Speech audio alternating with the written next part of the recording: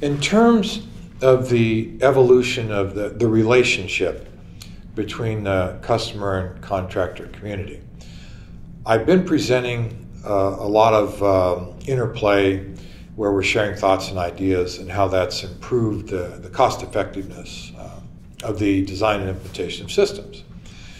It doesn't come without challenges. We find the good news here is it's very flexible in terms of how you interpret some of the guidelines, and the bad news is it's very flexible. So you will, of course, have, based on precedents, strong feelings and opinions about what is and is not acceptable would evolve over time. You have fairly strong-willed people on both sides, so once in a while we hit some impasses. So I don't mean to imply that everything was hearts and flowers. There were some points in time where some of the leaders in industry were less than excited about the visibility they were providing. They did not like that people could see how they were performing, technical schedule and cost-wise. They felt it was too open. They felt they were living in a fishbowl.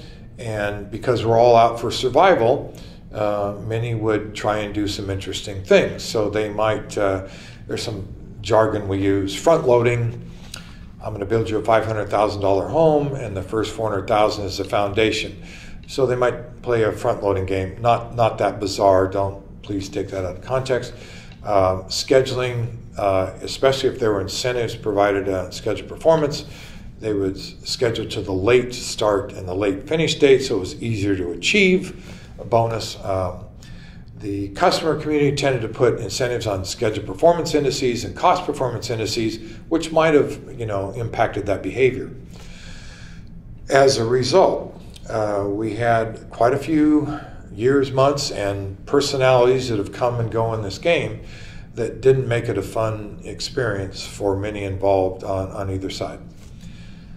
There was always a feeling that there should be compliance, that one should develop and implement a system that adhered to the principles of earned value. In fact, principles that have not really changed that much since that book you can see out of Syracuse University in 1953 that Whitey Driesnack had in a class. But the interpretation has caused lots of interesting battles and wars. I thought that performance measurement joint executive group process was a very good one. Why did it disband?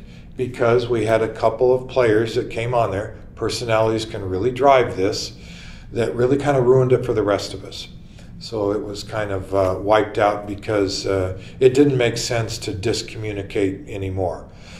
So I wanted to say that it's not always been hearts and flowers. As a result, we have now this big debate going on between compliance, which we think everybody should comply with the spirit and intent, versus the oversight costs. So most people will tell you, I don't have a problem being compliant.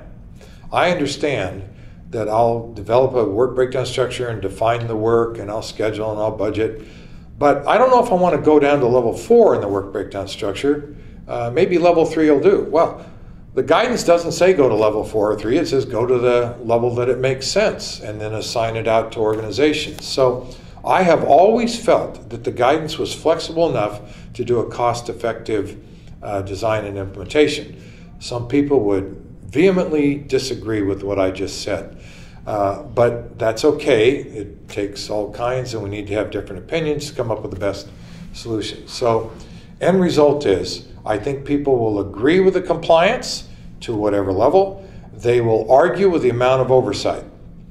In fairness, the customer community, because General Accounting Office has to oversee a lot of the customers that we all have, they get to see a lot more than we do. And we hear stories. My consulting organization does a lot of mock reviews before the real reviews by customers. And I can swear to you that there are a lot of organizations that they design and build the car, but they don't drive it well. They need the oversight. And not everybody's created equally. Some need more oversight than others. Some have really manually documented systems held together by baling wire. and a lot of talented people. So there have been a lot of hero program managers out there that kept a lot of things going. They don't always exist on every project or in every company. So I argue there's a need for compliance and there's a need for some degree of oversight that varies with each situation. I know that's a waffle thing to say, but it really does vary with each situation.